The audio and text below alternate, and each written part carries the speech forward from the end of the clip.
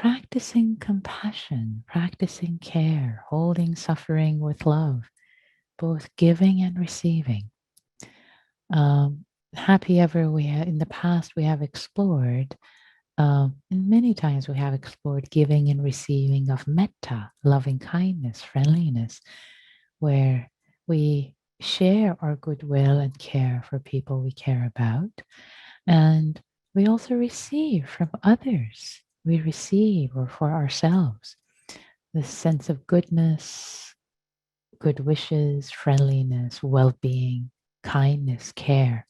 There is the practice of compassion, which is very similar to metta, but when metta holds suffering, when metta meets suffering, when friendliness, kindness holds suffering, it gets expressed as compassion.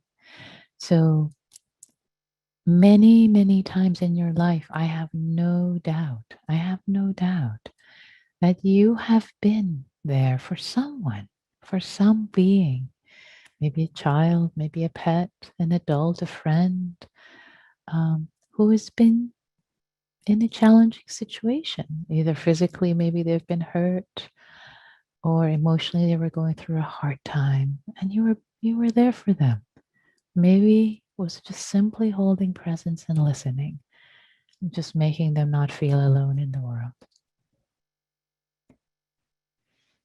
And I also fully trust that each of us in our humanity have had times where someone has been there for us, just being there for us, supporting us.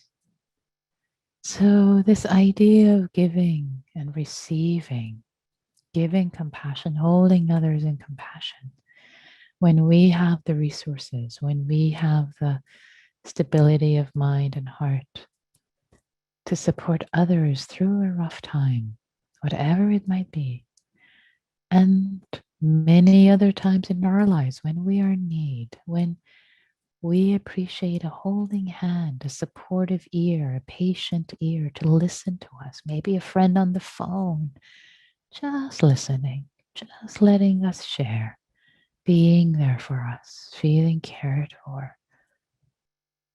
So we have both received compassion, care, where we have been suffering, and our suffering has been met with kindness by another, by patience, by listening, by presence.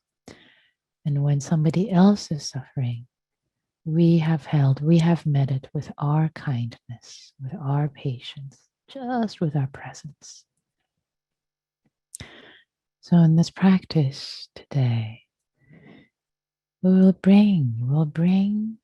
tap into this felt sense memory in our body of just one time. It doesn't have to be a whole panoply of situations. Just one situation is enough. If you want to bring more, you're welcome to. Where someone has been there for us when we were suffering, and also tapping into this felt memory, felt sense of the memory of when we've been there for someone else, giving compassion, even if we didn't think much of it, like, oh yeah, it's not that big of it. It's like, but yeah, it's like this. Giving compassion is very simple. Maybe it's just being on the phone with someone, with a friend who's going through a hard time, being there for them. Just as simply as that. As Helen Keller says, to sweeten someone's pain, your life is not in vain. To sweeten someone's pain, your life is not in vain.